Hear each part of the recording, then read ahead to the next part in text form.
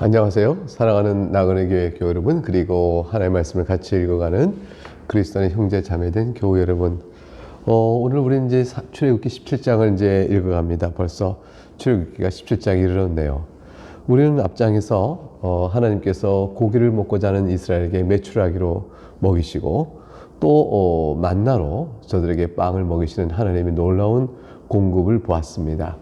이 정도면 이제 이스라엘은 하나님에 대한 능력의 손길을 경험했기 때문에 확신 가운데 두려움 없이 지정하신 약속의 땅 가나안 땅으로 멋지게 행군하지 않겠습니까? 그런데 그렇지 않았습니다. 우리가 하나님을 믿고 그리스도의 도우심으로 날마다 인생을 살면서도 우리 일생 중에서 믿음의 확신이 있으면서 동시에 또한 한편으로는 불순종과 또 불평과 원망과 이런 일들을 우리도 하듯이 이스라엘 백성은 상당한 반복된 경험 속에서 광야에서 하나님께 불평하며 원망했습니다. 내용을 한번 보도록 하죠. 이스라엘 자손이 이제 온 회중이 여호와의 명령대로 신광야에서 떠났습니다. 노정도를 행해서 르비딤이라는 곳에 장막을 쳤습니다. 근데 마실 물이 없는 겁니다. 그리 또 어떻게 되겠어요? 마실 물이 없을 때 저들이 우리가 일전에 마라에서도 그랬으나 하나님께서 그 쓴물을 단물로 바꿔주셔서 우리를 먹이셨잖은가. 이제 하나님께서 어떻게 우리를 위하여 이 일을 행하시는가 보자. 이렇게 믿음으로 기도하고 또 모세에게 청하지 않았습니다. 이전에 모세와 다투어서 말했습니다. 우리에게 물을 줘 마시게 하라. 모세가 말하죠. 너희가 어찌하여 나와 다투느냐. 너희가 어찌하여 여호와를 시험하느냐. 모세와 이게 다툰다는 것은 여호와를 시험하는 것과 같은 의미입니다. 왜 그럴까요? 모세를 뒤에는 바로 하나님이 일하시고 계시고 모세를 통하여 주께서 이스라엘 백성을 인도하고 있기 때문에 그런 것입니다. 모세에게 불평을 하는 것이 곧 여호와를 시험하는 것이다. 여호와를 다투는 것이요 여호와를 시험하는 것이다. 그게 왜 시험일까? 그래서 이제 우리 3절에서 그 이유가 나옵니다. 거기서 백성이 목말라서 물을 찾으며 그들이 모세에게 대하여 원망하여 이르되 당신이 어찌하여 우리를 애굽에서 인도해내어 우리와 우리 자녀와 우리 같이 목말라 죽게 하느냐. 목마르게 되자 이제 애굽에서 나온 것까지 언급을 하는 거죠. 애굽에서 이스라엘 백성을 이끌어낸 일이 이 광야에서 목말라 죽게 하려고 하신 일이냐라고 원망했습니다. 이것은 하나님께서 이스라엘 백성을 향하여 베푸신 지극한 사랑과 선하심을 시험하는 것이죠. 하나님이 선하시냐는 것이에요. 하나님이 그만한 능력이 있느냐는 것이죠. 하나님에 대한 판단을 여기서 놓고 있는 것입니다. 그러니까 모세가 말한 거죠. 너희가 어찌하여 하나님과 다투며 하나님을 감히 시험하는가. 그래서 4절에 이제 모세가 그 말을 듣고 하나님께 기도하지 않을 수가 없죠. 하나님께 부르짖습니다. 내가 이 백성에게 어떻게 하면 좋겠습니까? 하나님, 그들이 조금 있으면 내게 돌을 던질 것 같습니다. 이제 이스라엘 백성이 얼마나 모세에게 아주 급박한 모습으로 다왔는지 알겠죠. 모세가 위기를 느끼는 겁니다. 이게 그냥 단순히 찾아와 점잖게 말한 상황이 아니고 이제 돌을 들어 치려는 상황처럼 아주 긴장된 상황이 있는 것을 바로 보게 되었습니다. 어제 여호와께서 모세에게 이렇게 말씀을 주십니다. 백성 앞을 지나서 이스라엘 장로를 데리고 나일강을 치던 네 지팡이를 손에 잡고 가라 그랬어요. 이 말이 주는 의미는 굉장히 모세에게 힘을 주는 말이었습니다. 하나님께서 일찍이 모세를 불러서 애굽을 보내실 때 너를 죽이려던 자가 다 죽었으므로 이제 애굽으로 가라. 그렇게 말씀하셨죠. 그때 출애굽기 4장 20절에 이렇게 말씀하셨어요. 하나님이 너에게 준 지팡이를 가지고 가라는 거죠. 그래서 모세가 하나님의 지팡이를 손에 쥐고 가더라. 그래서 손에 잡고 가더라. 하나님의 인도하심과 그 능력, 그것을 믿고 가는 것이죠. 우리에게는 하나님의 지팡이가 바로 성경 말씀입니다. 성경을 믿고 그것을 들고 우리는 가더라. 한 인생길 주의 나오래 이를 때까지 그 걸음을 걸어가는 것이죠. 나일강을 이 지팡이로 쳤고 피로 바꿨습니다. 이 지팡이를 손에 쥐고 가라고 말씀하십니다. 너는 하나님께서 이제 내가 능력을 행할 것이니 너는 두려워하지 말고 내가 너에게 준 이 지팡이를 가지고 나일강을 치던 이 지팡이를 가지고 앞서 가라 그랬습니다. 갔더니 하나님께 인도하신 것은 호렙산에 있는 그 반석이었어요. 그 반석 거기서 내 앞에 서리니 너는 그 반석을 치라 그랬습니다. 그것은 물이 나오리니 백성이 마시리라. 모세가 이스라엘 장로들의 목전에서 그대로 행합니다. 이것이 이제 얼마나 모세가 이때 상황이 감정적으로 격해 있는지요. 그건 민수기에 보면 나오는데 모세가 내가 너희를 위하여 물을 내겠느냐 이렇게 하면서 반석을 탁 내리쳤어요. 하나님께서 그때 노했던 격노했던 모세의 감정과 행하는 모든 일을 하나님께 죄를 물어서 하나님께서 모세를 가나안 땅에 들어가지 못하게 하시는 일까지 하죠. 그만큼 상황이 모세에게 너무나도 흥분된 일이었어요. 모세 입장에서는 기가 막힌 것이었습니다. 애굽에서 10가지 재앙 보고 홍해를 건넜고 마라의 물을 단물로 만들고 메추라기와 또 만나로 먹이시는 하나님의 손길을 보고도, 불기름 구름기를 보고도 저희들이 목마르자 이렇게까지 나오는 일이 너무 기가 막혔죠. 모세 입장에서는 저들을 용납하기 어렸던 것입니다. 분노가 치솟았습니다. 그래서 그냥 내리치면서 말을 한 것입니다. 내가 그 반석을 쳐서 너에게 물을 내어주리라. 출애굽기에는 그 내용은 없어요. 반석을 치니 물이 나왔습니다. 백성이 그것을 마셨죠. 모세가 이스라엘 마시리라 하나님께 말씀하신 대로 모세가 이스라엘 장로들 목적 그대로 행하니 과연 물이 나왔습니다. 이 반석은 그리스도라라고 나중에 고린도서에 보게 되면 사도 바울이 이것을 풀어갑니다. 주님에게서 나오는 생수, 그것만이 광야 인생길의 생명줄이 되어집니다. 우리가 살아가는 이 광야 인생길에서 우리의 생명수는 무엇입니까? 반석에서 주신, 곧 그리스도에게 주신 그리스도 그분만이 우리 생명수인데 지금 이스라엘에게는 광야에서 반석의 물을 내므로 그 생명수를 주는 것이라 이렇게 설명을 하고 있죠.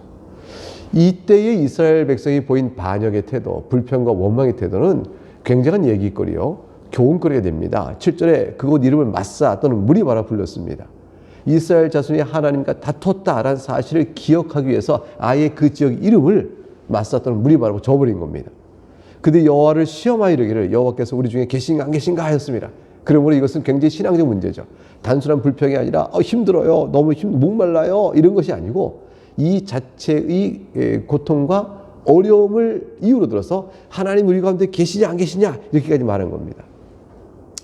이것은 하나님이 안 계시다는 말을 하고 있는 것은 아니죠. 저들은 하나님이 계신 것을 부인하는 것은 아니에요.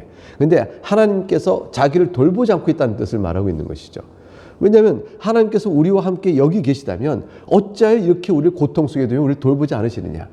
우리가 이렇게 고통 속에 있고 이렇게 어려움을 겪고 있는 것은 하나님께서 우리와 함께 계시지 않다는 사실을 말해주는 증거다. 그러면 하나님이 우리와 함께 계시느냐? 이렇게 묻고 있는 겁니다. 불신앙이죠.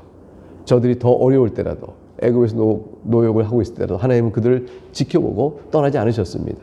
그리고 그 증거를 다 보이셨어요. 내가 너희와 함께 있다는 증거를. 그러나 저들은 불신앙의 죄를 따라서 하나님과 다투고 하나님을 시험했던 것입니다. 이 사실을 두고 그 성격상 광야에서 이스라엘이 보였던 모든 불순종의 태도를 다 들어서 히브리서 3장 8절과 9절에는 광야에서 시험하던 날에 기억하던 것 같이 너희가 마음을 완고하게 하지 말라. 너희 열조가 그곳에서 나를 시험하여 증험하고 40년 동안 나의 행사를 보았느니라 했습니다. 이제 결국 광야 40년 동안 저들이 어떻게 지냈는가, 어떤 영적 성격을 갖고 있는가를 오늘의 이 무리바 마사에서의 불평과 원망의 사건을 통해서 확인이 알죠. 이미 우리가 뭐 고기를 달라 하고 애굽의 가마솥에서 우리가 차라리 굶어 죽는 게 나을 뻔했다 이런 식으로까지 얘기하는 저들이었으니까 저들의 악함은 지금의 이 시험하였다는 말 속에서 이미 성격이 어떤 것인가 자명하게 드러나는 것입니다. 그래서 이것은 기억되는 일이죠. 이제 이스라엘은 출애굽을 한 이후에 처음으로 전투를 치는 장면이 다시 이제 그 다음 절부터 이어져 나옵니다. 생수를 반석에서 먹었습니다. 이적을 통해서 먹었습니다. 이들은 이제 마음에 큰 기쁨이 있고 하나님이 과연 우리 가운데 계십니다. 우리가 어리석었습니다. 이렇게 회개하며 마음을 모아 하나님께 다시 성령 충만한 경태로 이렇게 놓았으면 얼마나 좋을까요? 근데 하나님께서는 저들을 시험하시는 거죠. 저들의 악함을 드러내시는 겁니다. 저들이 하나님을 믿는 믿음이 무엇인가를 보이시길 원하셨어요. 그래서 이어지는 바로 상황이 뭐냐면 전투의 상황이 벌어지는 겁니다. 불평한 이스라엘에게 먹을 물이 공급되니까 한숨 돌리는 그 순간이 아니겠어요. 바로 그때에 이어서 아말렉이 공격해 오는 겁니다. 이스라엘의 불평할 만한 이유가 또다시 연속적으로 다가오는 것이죠. 자, 모세가 이 상황을 어떻게 처리할까요? 8절 보니까 그때에 아말렉이 와서 이스라엘과 리비드에서 싸우니라. 아말렉은 에서의 후손이에요. 이스라엘이 행군한 그 광야 지역에서 유목민으로 살고 있던 자들입니다. 근데 이스라엘이 출애굽에서 쫙 온다니까 이들이 저들이 이 광야를 살면서 우리의 땅을 빼앗는다니까 우리 삶의 터지 위협받지 않을까? 저들이 정비를 갖추기 전에 저들은 아직은 군사 훈련도 없고 그저 노예하다가 온 자들이니까 전력이 약할 것이다. 우리가 지금 쳐서 저들의 길을 꺾어내서 우리의 삶의 터전이 위협받지 않도록 해야겠다. 이런 등등의 생각을 했겠죠. 그러니까 아말렉 또 저들이 갖고 있는 모든 금과 은을 우리가 빼앗아서 우리 부를 누리자. 아마 이런 약탈의 마음도 있을 거예요. 그러니까 자기들의 삶의 터전을 지키고자 하는 마음의 명분, 또 저들의 또 이스라엘을 쳐서 그들로부터 좋은 것을 빼앗아고자 하는 양과 소와 금과 은들 귀장품을 다 뺏고자 하는 약탈의 마음, 이런 거 가지고 아말렉이 잔인하게 공격해 온 겁니다. 에서의 후손이니까 야곱의 후손인 이 이스라엘은 자기 따지고 보면 혈통적으로 관계가 있잖아요. 그런데 공격해 왔습니다. 선제 공격을 해온 거죠. 어떻게 처리할까요? 이스라엘이 막 요동했을 겁니다. 전투가 저 아말렉이 우리 죽이러 온다. 어떻게 하면 좋으냐? 바로 밑에 있는 게 더 안전했다. 바로 밑에 우린 전투를 경험하지 않았어. 등등등 웅성웅성대고 뭐 난리치겠죠. 금방 불평하고 원망했을 거예요. 근데 성경은 그들의 반응을 기록하지 않습니다. 바로 모세가 어떻게 했는가를 바로 기록해 줍니다. 모세는 즉각적으로 명령합니다. 여호수아를 부릅니다. 그리고 말합니다. 우리를 위하여 사람을 택하라. 그리고 나가서 아말렉과 싸우라 그랬습니다. 여호수아가 그 말을 순종합니다. 여호수아는 모세요, 내가 무슨 힘이 있습니까? 우리 훈련도 안 받은 자들인데 과연 이들은 내가 추려서 싸운다고 그 싸움이 되겠습니까? 아말렉과 화전을 청해 보십시오. 어떻게 됩니까? 이렇게 등등으로 저항하지 않았습니다. 판단에 도전하지 않았어요. 그냥 순종합니다. 아말렉 여호수아가 군사를 모읍니다. 그중에 장정들 뽑아서 전투를 갔겠죠. 그때 모세가 한 지원을 약속합니다. 내가 내일 하나님의 지팡이를 손에 쥐고 산꼭대기에 서리라. 하나님의 지팡이를 짚고 산꼭대기에 선다는 것이 전투하는 여호수아에게 무슨 힘이 될까요? 그러나 여호수아는 믿음이 있었던 사람이었어요. 모세가 하나님의 지팡이를 들었다는 것은 하나님이 이 싸움을 행한다는 뜻하는 것입니다. 하나님의 능력이 그에게 있습니다. 그러므로 여호수아가 자기가 싸우지만 하나님이 자신과 함께 싸워줄 것을 여호수아는 믿을 수 있었던 것이죠. 그래서 여호수아는 모세의 말에 순종해 나아갑니다. 10절 여호수아가 모세의 말대로 행하여 아말렉과 싸우고 모세는 과연 아론과 훌과 함께 산꼭대로 올라갑니다. 모세가 손을 들면 이스라엘이 이기고 손을 내리면 아말렉이 이기는 상황이 벌어지는 것입니다. 손을 드는 것과 내리는 것이 어떤 사람들은 기도다 이렇게 얘기합니다. 물론 실제로 기도할 때 손을 들고도 기도합니다. 그러나 내리면 모세가 기도하지 않았다 이렇게 보기는 어렵죠. 그러니까 기도할 때는 이기고 기도하지 않을 때 졌다는, 모세가 이 상황 속에 산에 올라가서 어찌 하나님께 계속 기도하지 않았겠어요. 그러니까 손을 들고 내린 것 자체가 기도하고 안 하고 이렇게 꼭 못 박아 말하기는 어렵습니다. 다만 우리가 알 수 있는 것은 이것은 뭐냐면 모세가 손을 내리고 올리고 내리는 이 자체와 손을 올릴 때는 여호수아가 싸워 이기고 내릴 때는 지구라는 것과 인과관계를 우리는 설명할 수가 없어요. 왜 올리면 이길까? 왜 내리면 질까? 그것에 대한 싸움의 상황과 손 올리고 내린 것에 대한 인과관계를 우리가 어떻게 설명할 수 있겠습니까? 근데 한 가지 아는 것은 뭐냐면 이 싸움을 하나님이 승리하게 하신다는 것이죠. 손을 들면 이기게 하시는 분도 하나님이시고 내렸을 때 지게 하는 것도 하나님이십니다. 우리는 다만 순종할 따름인 것이죠. 승리의 결과는 어떻게 우리가 하는 순종과 인과관계를 갖는지를 우리는 모릅니다. 우리가 지금 현재 순종하나 승리가 나올 수도 있고 안 나올 수도 있습니다. 그것의 인과관계는 하나님의 지혜 가운데 있게 되는 것이에요. 하나님의 지혜 가운데서 어떨 때는 있게 하시고 어떨 때는 없게 하십니다. 다 우리를 하나님을 믿는가를 시험하시고 우리를 또 하나님에 더 절대로 의지하게 하시기 위한 하나님의 우리를 향한 사랑의 교육이죠. 방법입니다. 다만 말씀에 순종했을 뿐인데 결과가 놀랍게 나타난 일이 있다면 그 사람들 보죠. 어떻게 그런 놀라운 결과가 나타났어요? 그래서 우리는 사실 아무런 대답할 말이 없을 때가 많아요. 왜냐하면 그저 나는 순종했을 뿐인데 그게 이런 결과를 놀랍게 나타나는 것에 대해서 저는 설명할 길이 없습니다. 다만 하나님의 은혜입니다. 이렇게 얘기하겠죠.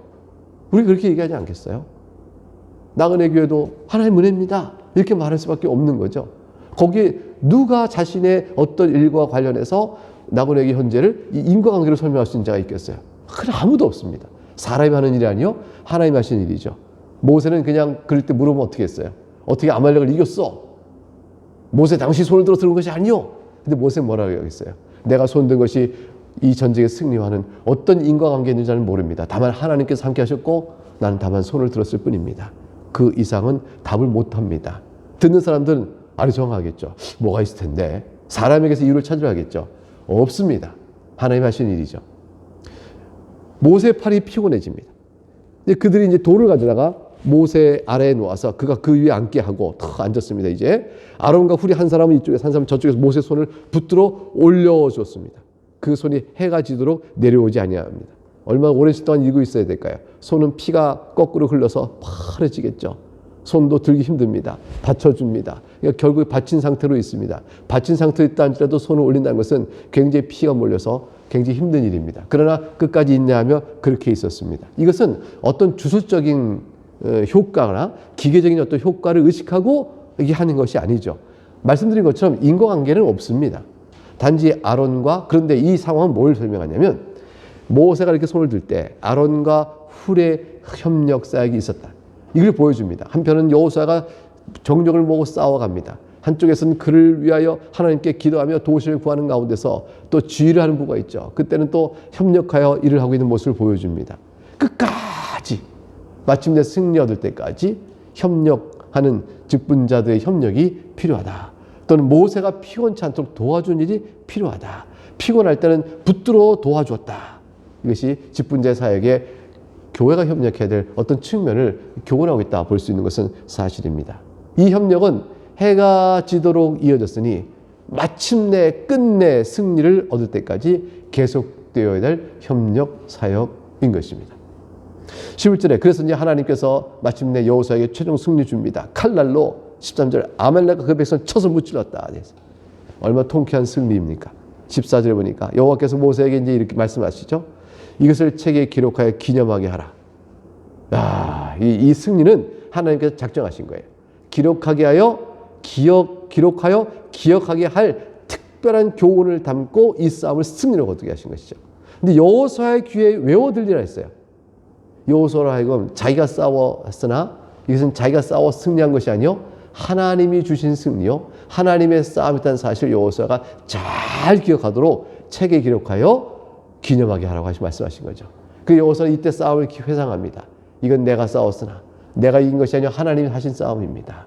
모세는 말합니다. 내가 손을 들어서 하나님이 이기게 하셨다. 그러나 내가 손을 들어서 이긴 것이 아니라 하나님이 행하신 것이라. 우리는 다 그렇게 간증하게 될 거예요. 우리가 믿음 안에 서게 된 것, 또 오늘의 어떤 형태로 영적인 교훈을 하나님께 받을 때, 그리고 우리의 모든 허물과 죄, 또 우리의 헌신, 그걸 통해서 어떤 결과가 올 때, 이 모든 걸 통해서 우리는 어떻게 말해야 될까요? 하나님이 하셨습니다. 우리 인생 다 살고 난 뒤에 하나님께서 내 인생 가운데 붙으신 은혜가 너무너무 큽니다. 저를 사랑하여 만지셨습니다. 이렇게 고백하지 않겠습니까? 그래서 내가 아말렉을 없이하여 천하에서 기억도 못하게 하랴. 하나님께서 또 약속하셨어요. 그러니까 이 싸움의 내용을 여호수아의 귀에 들리고 또 싸움에 대한 아말렉의 운명이 어떻게 될 것까지도 기록하여 또 여호수아의 귀에 들려가셨죠. 과연 아말렉을 천하에 아무도 기억하지 못하게 완전히 도말하겠다고 말씀하셨고 이것은 훗날에 히스기야 왕 때에 그렇게 된 상태로 이스라엘에 기록되고 남게 되어집니다. 아말렉은 이스라엘이 더 이상 존재하지 못한 상태로 도말되고 맙니다. 자, 이렇게 승리를 얻으니까 모세는 어떻게 할까요? 하나님께 제사를 드려야겠죠? 감사의 제사를 드려야죠. 우리가 어떤 영적 승리나 하나님께 우리에게 베푸신 놀라운 일이 있을 때 이것이 주의 은혜로 됐다는 사실 여러분 기억하면 감사하십시오. 여러분 정말로 감사해야 돼요. 어떤 글이 있을 때 주 앞에 겸손히 하나님 감사합니다. 감사를 주 앞에 올려드는 이 일은 과연 살아계신 하나님 우리와 동행하다는 사실을 우리가 믿음으로 고백하는 자의 합당한 증거입니다. 그래서 모세가 제단을 쌓습니다. 그리고 그 제단의 이름을 여호와 니시라고 했었어요. 여호와께서 맹세하시기를 여호와가 아말렉과 더불어 대대로 싸우려 하셨다 하였더라. 이렇게 됐어요. 여 니시란 말은 군기요 깃발을 니시라고 합니다. 여호와의 니시다. 그러면 여호와께서 군기를 드셨다. 여호와는 우리의 군기다. 여호와는 우리를 위해 싸우시는 능력이며 군대시다 라는 뜻이 되죠. 여러분 우리의 니시, 우리의 여호와의 니시는 누구십니까? 우리의 군대 대장 예수 그리스도이십니다. 예수 그리스도가 우리의 니시입니다. 우리의 군기입니다. 우리의 깃발입니다. 그리스도로 말미암아 우리는 마귀 권세를 다 깨고 그 안에서 승리를 얻게 되는 것이죠. 아말렉이 도말되듯 마귀는 도말될 것입니다. 하나님 나라는 더 이상 마귀의 시험이 없습니다. 마귀는 불못에 던져져 영영한 심판의 형벌을 받게 되어지는 것이죠. 우리의 군기는 예수 그리스도, 그분의 바로 십자가입니다. 그 안에서 우리는 모든 영적인 죄의 용서와 영생을 얻어가는 주의 승리의 모습을 보게 되어집니다. 이것이 우리가 살아가는 믿음의 큰 기쁨이요, 한 인생 살면서 짧은 인생 살지만 영원을 바라보게 되어지는 우리의 자랑이 되어지는 것입니다.